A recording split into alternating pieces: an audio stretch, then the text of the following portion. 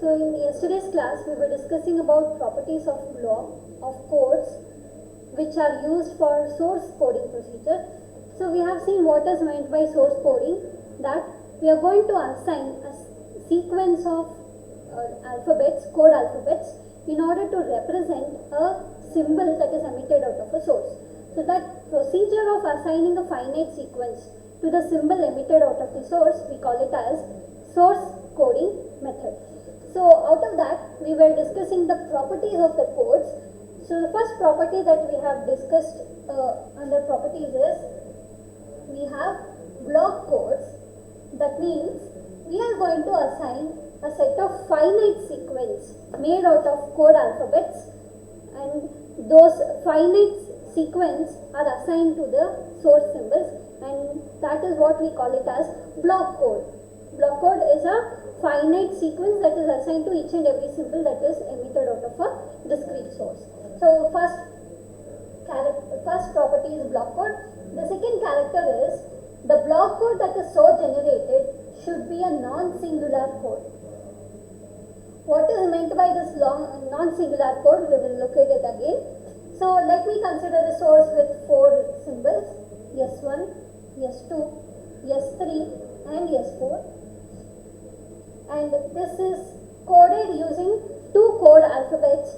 One is 0, the other one is 1. In such scenario, let me construct a table here. One is the source symbol, the other one is the code word.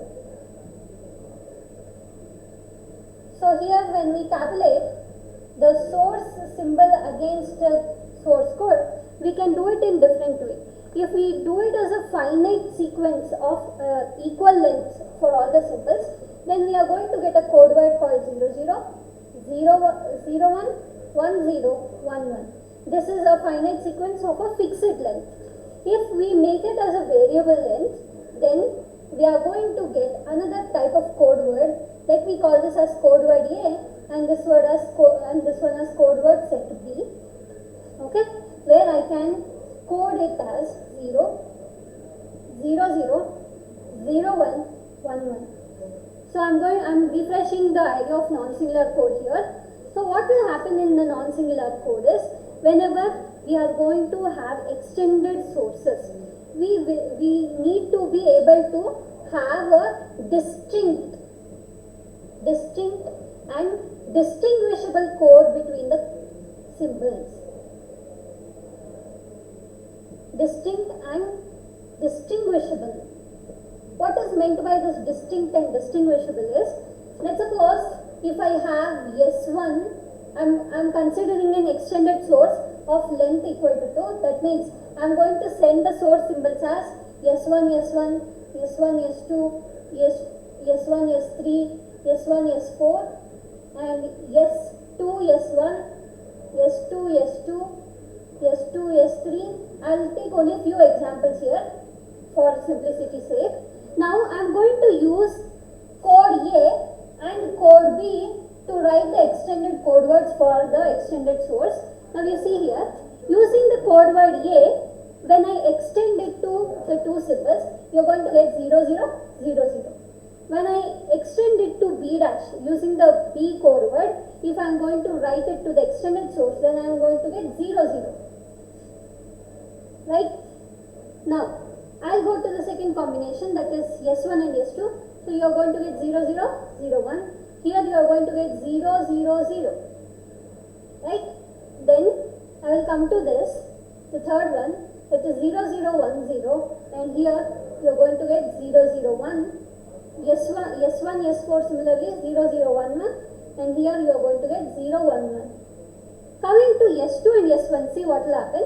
S2 is 0, 1, 0, 0 in the first case, whereas in the B case, if you see, S2 is 0, 0, S1 is 0, and S2 is 0, 1, 0, 1, here it is 0, 0, 0, 0, and then S2, S3 is 0, 1, 1, 0, and here it is 0, 0, 0, 1, and S4 is 0, 1, 1, 1, and 0, 0, 1, 1. If you observe here, in the A dash, that is extended source, where even when I extend it to more than 2 symbols as a message length, I am able to distinguish each and every pair of symbols put together are easily identifiable and they are distinguishable. They have a unique set of codes. But you observe in B dash, if I am using the second table and then trying to construct the codes, you can see here, out of this list, two of them share the same code. That is 000 and 000 here. S1 followed by S2, S2 followed by S1, both have the same output or the same string representation or bits representation. By this, what will happen is, even when I send S2 after S1, this is my actual message. But the receiver might think that it has received S1 first and then S2. So there is an ambiguity. I cannot decide whether it is S1 S2 combination or S2 S1 combination. So when I have this particular problem, I will not be able to distinguish between the code words that is assigned uniquely. So these kind of cases where there is repeated code words for two different combinations, these are called as singular codes. We normally try to avoid these singular codes because they are no use for us. They are of no use for us and they cannot be used in practice because it is very confusing for the receiver to identify which is the actual information that is sent. So the one with B dash, we call them as singular codes, and the one in the first column where all the extended symbols are identified uniquely or they are distinguishable from each other, those are called as non-singular codes. So these are non-singular codes, and the B dash are the non-singular codes. So for a block code to be called as a non-singular code, we need to be able to identify the code words uniquely, or we need to be able to distinguish them and then find out, even in case of extended sources, we should be able to identify them uniquely. So this is one such example of non-singular code and a singular code. Now we will come to the third property here, that is uniquely decodable. Again, I am going to explain using the same table here. So I am going to make use of the third property, make use of the same code or same table to express the third property called as uniquely decodable.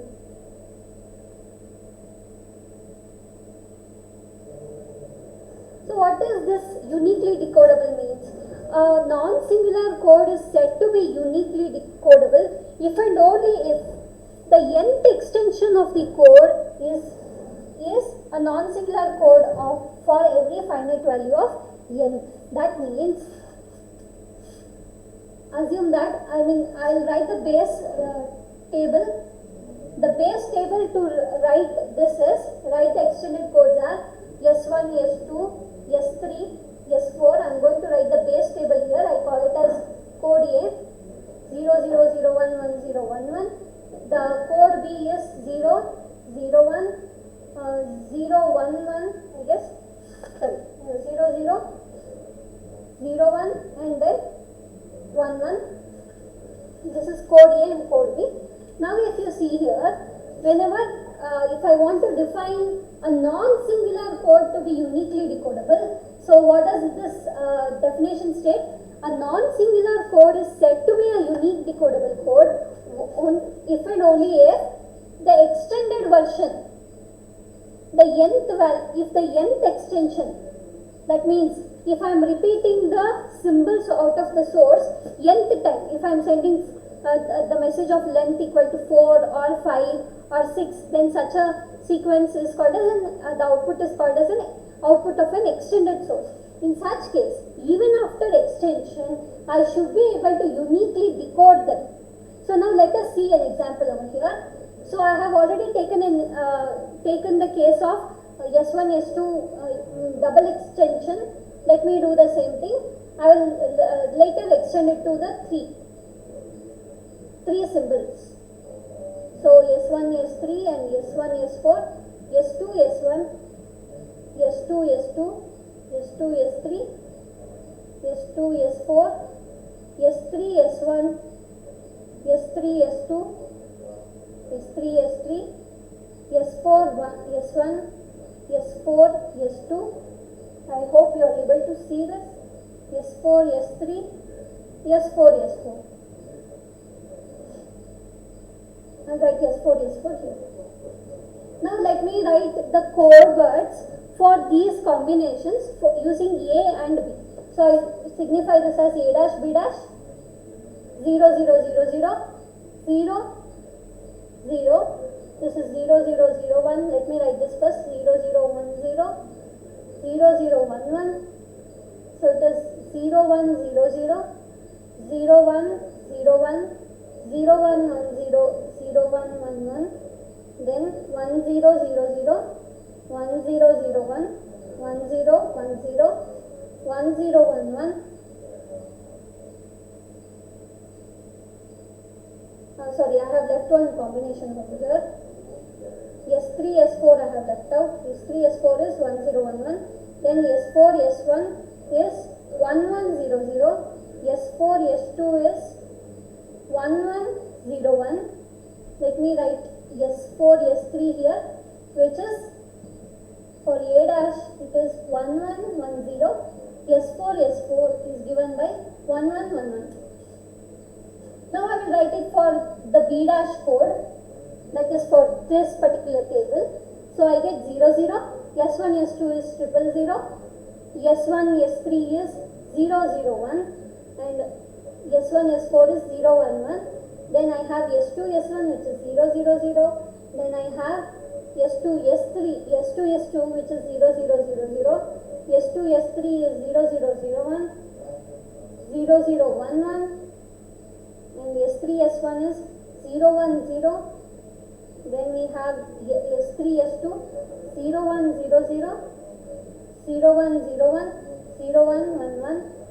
Then S4, S1 is 1, 1, 0, 1, 1, 0, 0, 1, 1, 0, 1, 1, 1, 1, 1. So these are the codes. I mean, B dash, I don't think for the last two combination you are able to see. Please make a note of it. For S4, S3 combination it is 1, 1, 0, 1, and for S4, S4 it is 1, 1, 1, 1. So when we extend it to third symbol, let's suppose, if I extend it to S1, another extension, then you can easily add 2 more zeros here. And here, even if I extend it to S1 again, it becomes 0, 0. I can conveniently put the code adjacent to the already existing one and still be able to identify each one of the combination uniquely. That means I will not have any ambiguity in identifying the symbol combinations that are emitted out of a extended source. But if you consider B dash, again, even when you extend it to more than 2 symbols or 3 symbols, you will have this ambiguity being consistent for all the extensions that are made. So whenever we extend the code words for multiple length message, then even in that case, if the code words are not unique, then I will not be able to decode them uniquely. So a non-singular code is said to be uniquely decodable even when, if and only if, even when I extend it to nth number of symbols, I should be able to identify them uniquely. Each one of the code words should be a unique set to the given string combinations of the symbols. Is this clear? Do you have any doubts so far? Any doubts so far?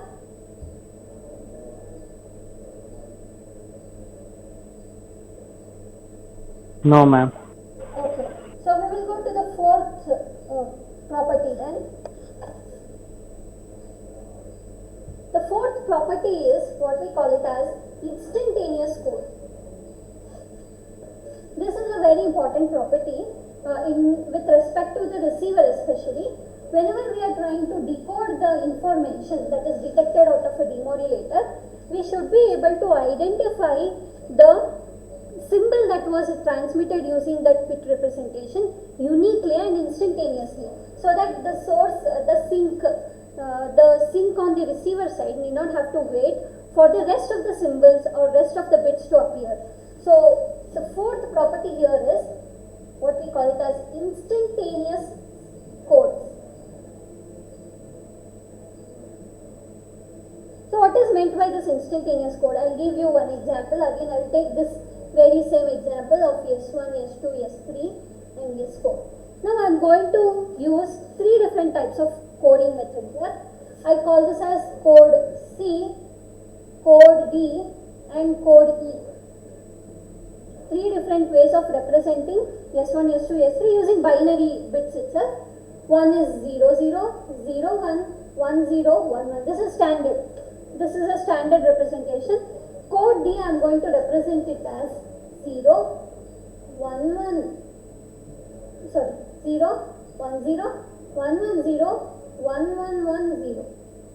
Then I have code E given by 0, 0, 1, 0, 0, 1, 0, 0, 0, 1. Sorry, 0, 1, 0, 1, 1, 0, 1, 1, 1. Pardon me for that. So please rectify this. Now let us see what is meant by this instantaneous code. Okay. So if you see here, if I am transmitting a string of bits and if I am trying to use this table to decode the information, let me consider a random sequence here. Let me consider the receiver has detected string called as 001100. Please observe here. I am going to use the upper table that is given to me, that is code C, code D, code E.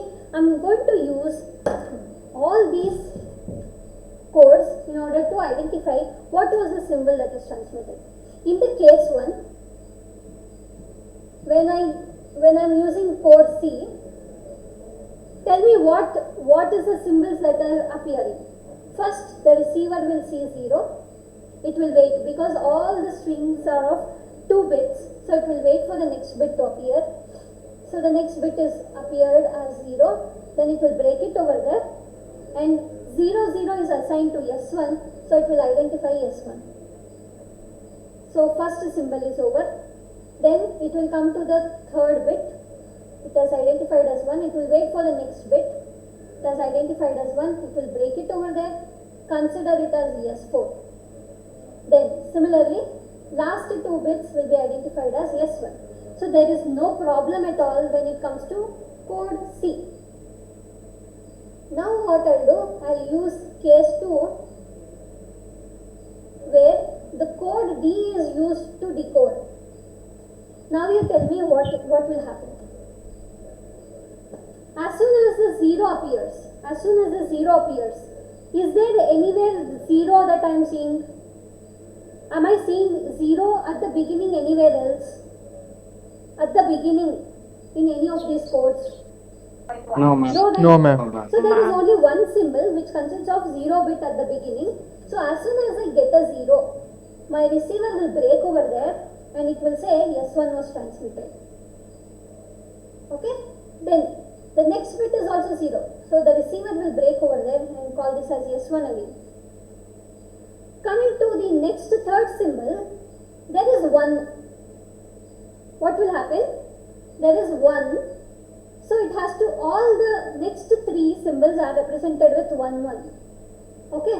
So what it needs to do, there is change in the second bit. So it will wait for the next bit to appear. So there is 1 again. So there are 2, there is still more narrowing down. So in the first case, what is happening, when it is 1, the receiver got to know, it identifies that it belongs to either S2, S3 or S4.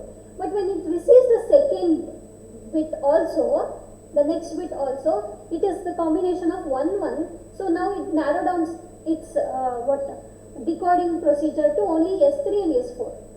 Now it will have to wait for the third bit. Now in the third bit, S3 is different from S4. So since the third bit is 0 over here, it will identify, it will break over here and call this as S3. And the last bit is 0 anyway, so it will identify as S1. So when I use code D, it is S1, S1, S3 and S1 that are transmitted. In the case 3, you see what will happen. When I use code E, I will follow the same procedure. I will rewrite the sequence 0, 0, 1, 1, 0, 0. Okay, so let us see what will happen using the code C. Now you only tell me. First 0 will appear.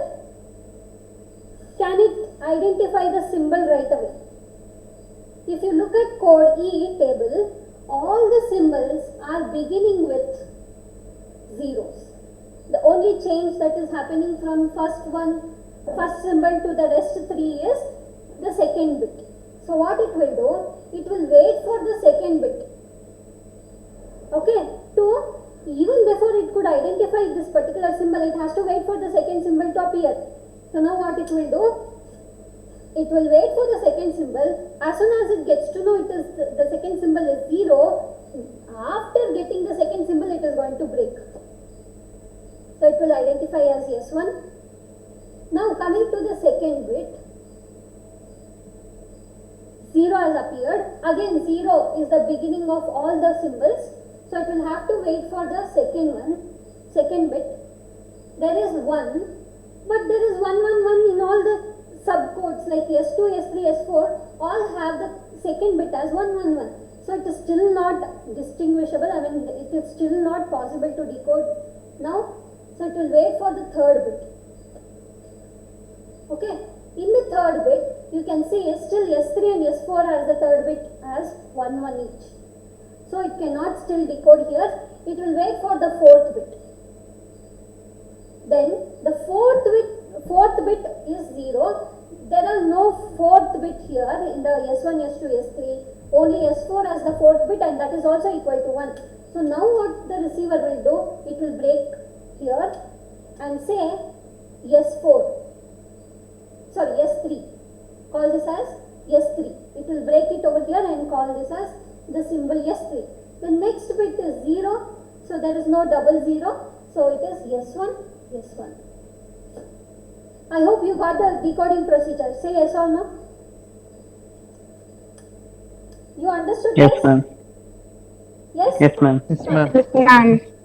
So now, give me the difference between the three cases that we discussed now.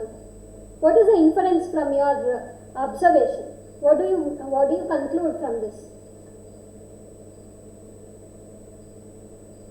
Yes? What is your conclusion from this? Ma'am, in code C, it is independent of a S1, S2, S3, ma'am. States. Independent, huh? Yes, ma'am. Like it can directly, by looking at to the bits, we can directly say S1 or either S1, S2 or S3 and S4. But it will Is have to not wait for depend- a finite length, correct? It will Yes, have to ma'am. wait for the finite length of bits. If it is 2 bits are grouped together to form one symbol, then I'll wait for 2 bit duration and then find out which is the symbol that was, which is the alphabet that was transmitted from the source. If it was something like 8 symbols, then I would have to wait for 3 bits long. Then I will have to, if I go on increasing like that, like for the standard coding procedure, if I have, let's say, 25 symbols that are emitted out of a discrete source, 256 as the 256 symbols are emitted out of a discrete source. In that case, I will have to wait for at least 7 bits to appear first, and then only I can identify them as a symbol. So that is one thing about the code C. I have to wait for a finite length of bits to appear. Only then I can decide which one of the symbol that I have received. But if you look at code D and code E, they are slightly different. As and when you get the bits, you can identify the symbols.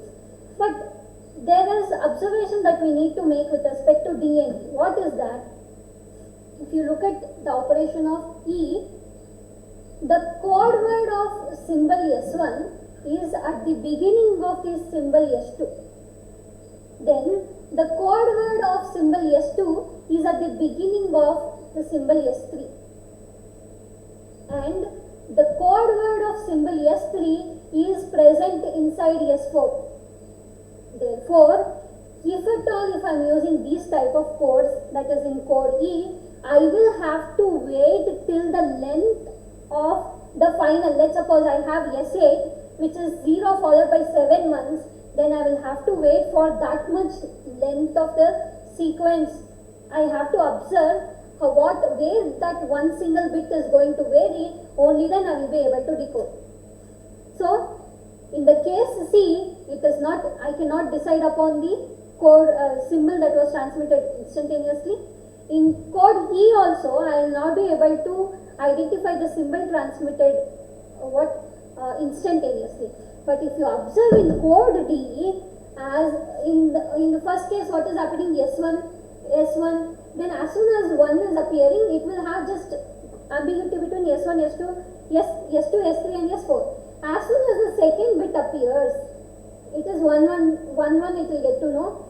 It will be there. Now it is narrowing down. It is not including S2. It is leaving S2. So now the combination is narrowed down to S3 and S4.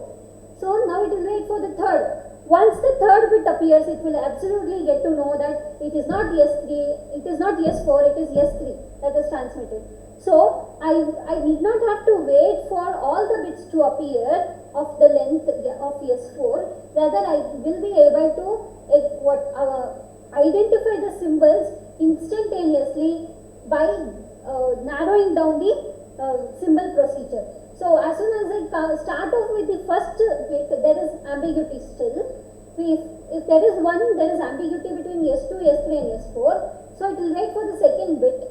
Once the second bit appears, the ambiguity between S2 and the set S3 and S4 will be separated out. Then once the third bit appears, it will distinguish between S3 and S4. So it is as soon as you get that particular length sequence, I can easily identify what is the transmitted sequences, and then this is more instantaneous when compared to code C and code E. So this kind of coding method is, this procedure of finding out the what is the transmitted bit, we call it as instantaneous. So out of the 3 C, D and E codes, code D is instantaneous. I can identify the symbol transmitted instantaneously whilst compared with code C and code E. I hope you got to know the difference. If you have any doubts, you can ask. I am going tad bit slow here so that you will understand the concept. If you have not understood, I can explain it all over again. If you have understood, we will go further.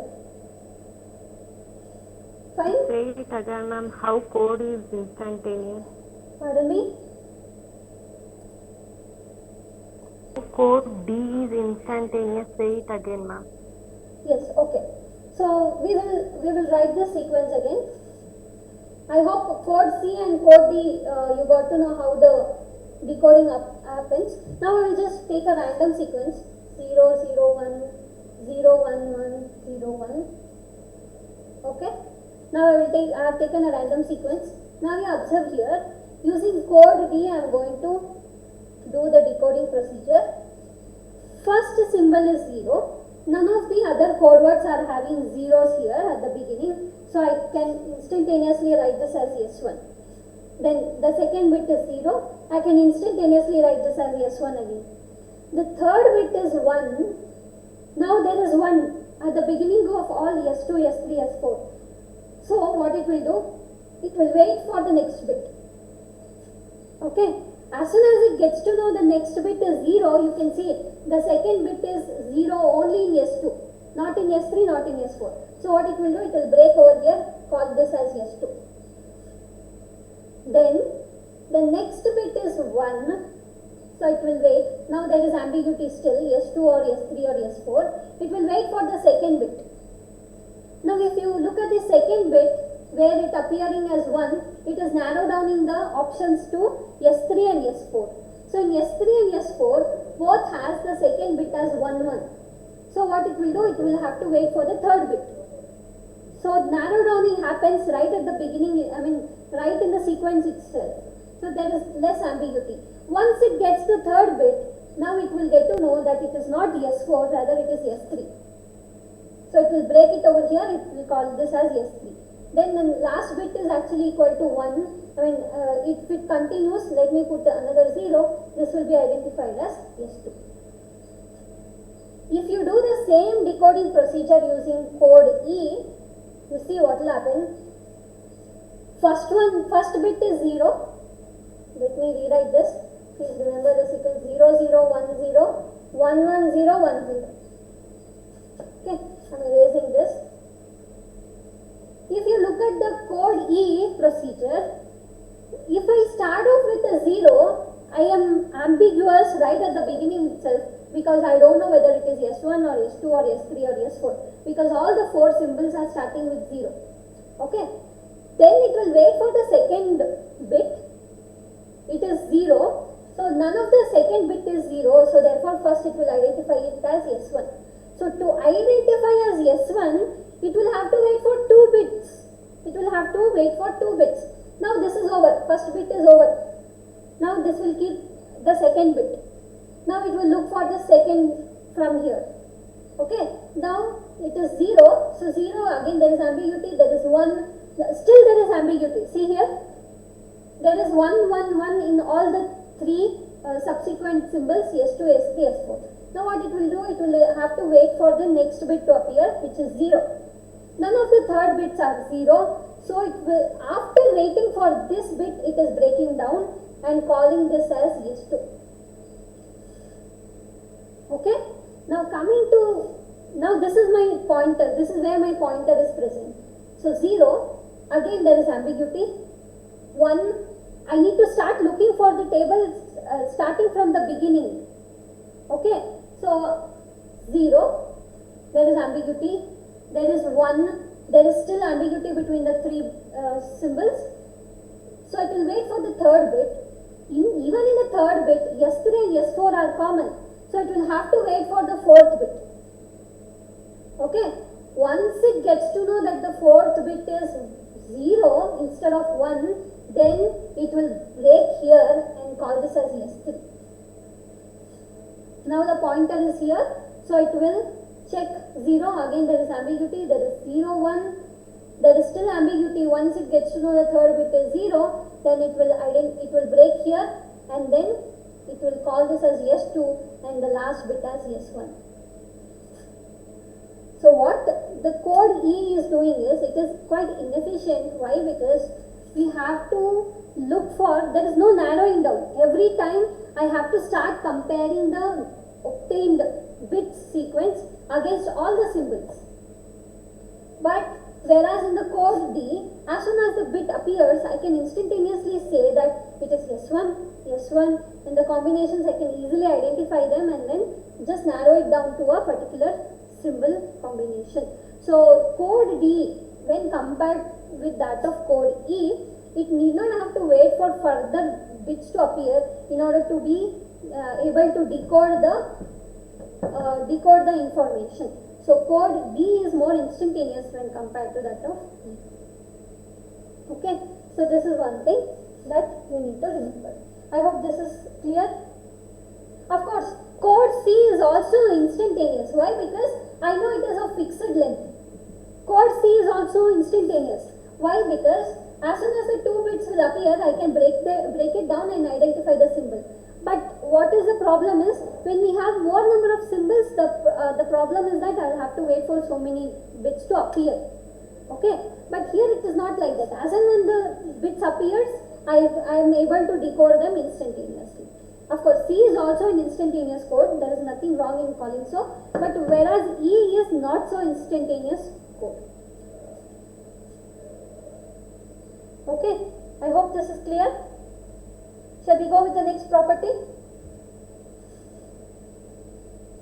The fifth property of the Yes, codes ma'am. that we are using to represent these symbols emitted out of the discrete source is, the last one is optimal codes.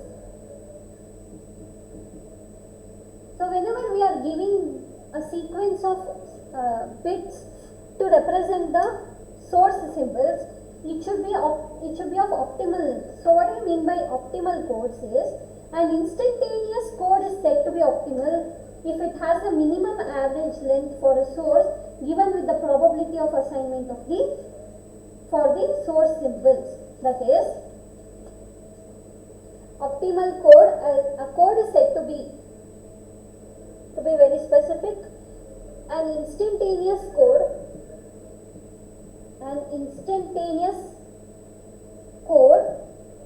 is said to be optimal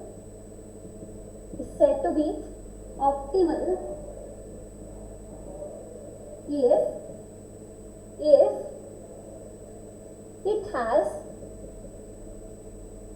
minimum average length L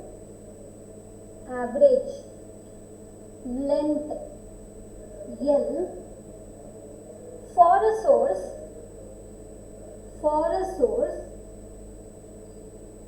given with a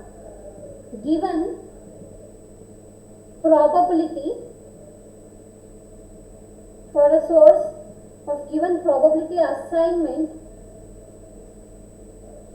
for the source symbols. That means, depending on the probability of occurrence of the symbols, if the length of the code words are formed by making use of the minimum average length required, considering the probability assignment of the source symbols, then such codes or such instantaneous codes are said to be optimal codes. So how these 5 properties are linked is, it will go one after the other. So far we have studied all the 5 properties of the code. So first and the foremost thing, any code can be divided into a non-block code, block code. A block code can be of 2 types. It could be singular or non-singular.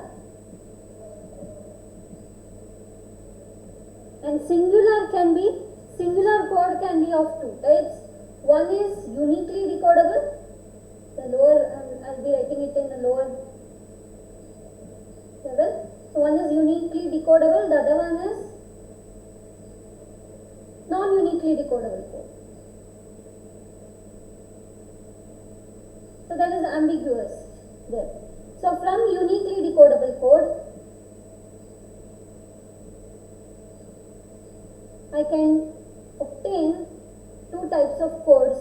One is instantaneous code, the other one is non-instantaneous code. Non-instantaneous and instantaneous code. And instantaneous code can be optimal, non-optimal. So it is a chain sort of a representation or the properties. The block code can be defined with, can be split into singular and non-singular. Non-singular can be split into uniquely decodable, non-uniquely decodable, and uniquely decodable can be split into instantaneous, non-instantaneous. Instantaneous codes can be optimal and non-optimal codes. So these comes from right from the first to the last properties. It will go as a chain. So it is easier to remember. So if you know this chain, you can easily write the properties of the codes that we will be using in the source encoding procedure. I hope this is clear. So I will stop it over here. In the next class, we are going to consider the prefix property of the code, prefix of a code, and then we are going to take up the Kraft-Maximilian's inequality in the next class.